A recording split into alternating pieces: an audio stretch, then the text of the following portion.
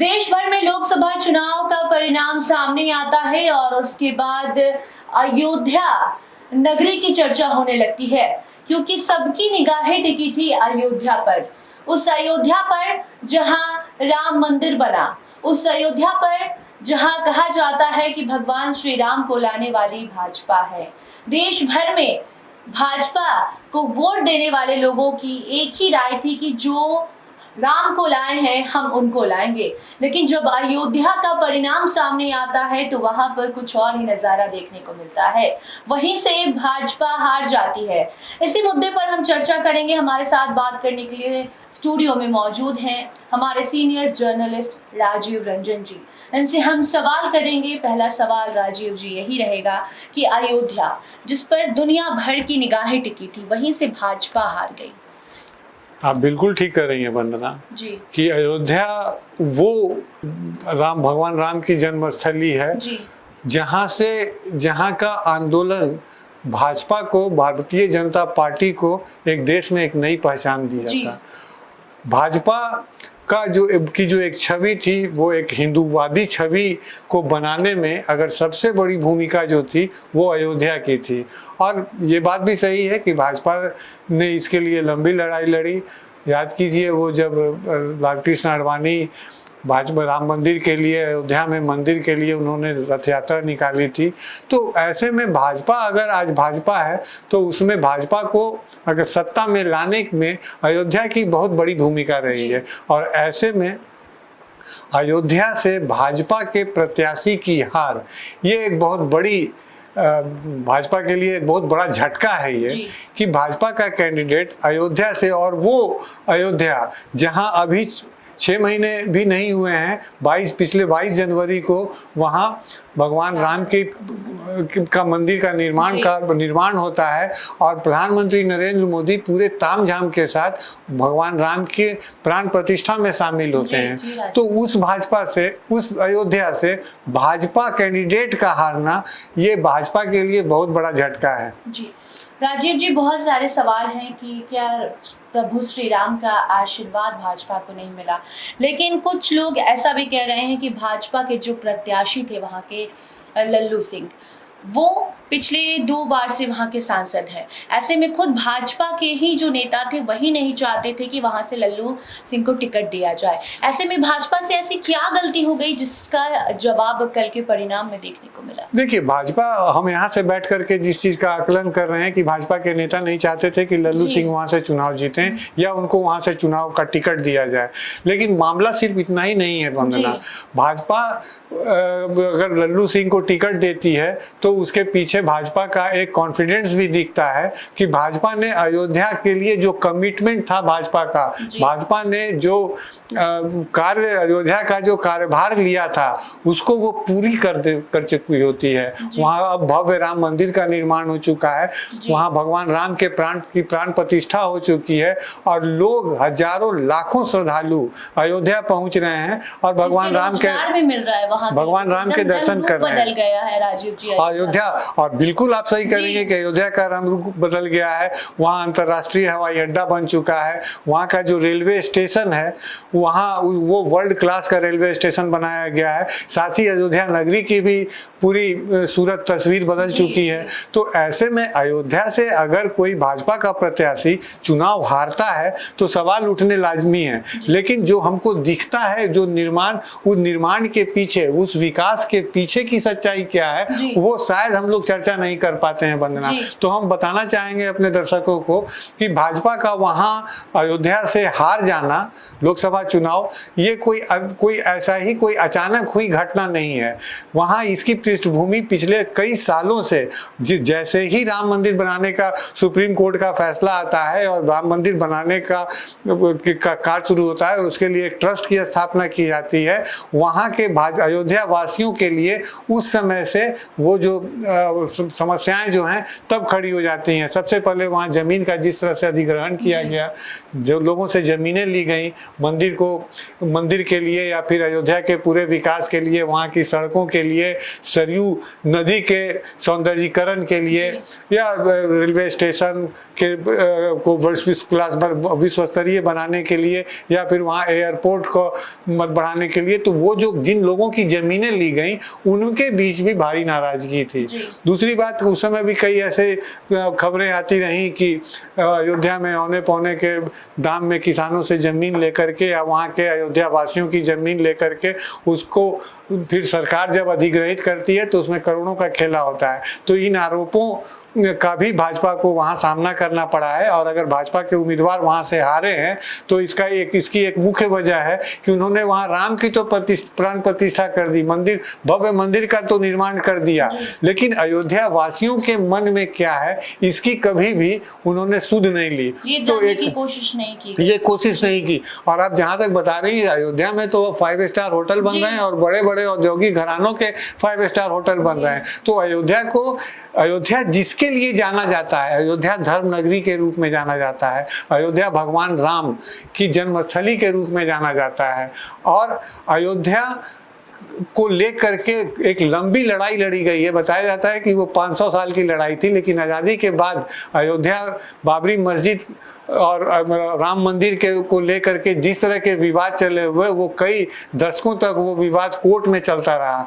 तो ऐसी स्थिति में तो भाजपा को वहां से सीधे क्लीन स्वीप करना चाहिए था और भाजपा उम्मीदवार को एक तरफा चुनाव जीतना चाहिए था। लेकिन ये अयोध्या का अंतिम सत्य नहीं है। अयोध्या का अंतिम सत्य है कि वहां के लोगों को जो जिस तरह की कठिनाइयों का सामना करना पड़ा है, जिस तरह से उनके जमीन का अधिग्रहण किया गया है, जिस तरह से सौंदर्यीकरण के नाम पर उनको वहां से उनके घरों से हटाया गया है, तो इसका जो आक्रोश था वो और किसी पर नहीं, वो लल्लू सिंह पर फूटा।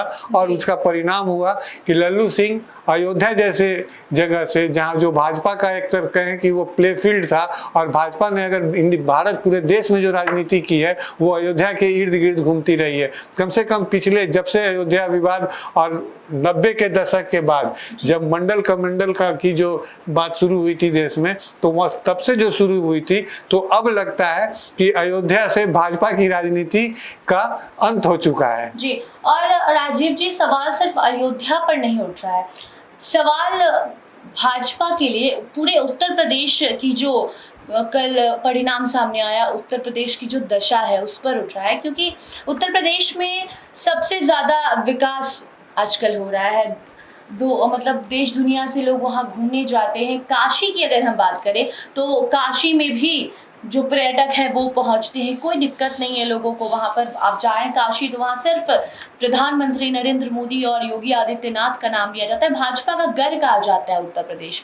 ऐसे में नरेंद्र मोदी तीसरी बार यहाँ से सांसद के लिए लड़ाई लड़ रहे थे, पर जब वो परिणाम आता है तो वहां पर जिस वोट बैंक से नरेंद्र मोदी जीते वो भी आकलन लगाना मुश्किल था। पहले लग रहा था कि अगर प्रधानमंत्री कहीं से अगर सांसद के लिए लड़ाई लड़ रहे हैं तो वो 4 से 5 लाख का वोट का अंतर होगा, लेकिन मात्र 1,50,000 वोटों से 52,000 वोटों से नरेंद्र मोदी ने जीत हासिल की है। ये क्या दर्शाता है? ये बिल्कुल ठीक है। देखिए, काशी में भगवान विश्वनाथ का जो कॉरिडोर बना है वो भी काफी भव्य है, लेकिन उस कॉरिडोर को बनाने में और जो काशी की उन गलियों से लोगों को वहां से विस्थापित करने का जो आक्रोश होता है वो भी तो भाजपा को ही झेलना पड़ेगा ना। कि जिस तरह से वहां सैकड़ों शिव मंदिर को तोड़ा गया, सैकड़ों घर घर में वहां मंदिर बना हुआ था, और हर घर में एक आंगन होता था और उस आंगन में शिवलिंग की स्थापना की जाती थी वहां।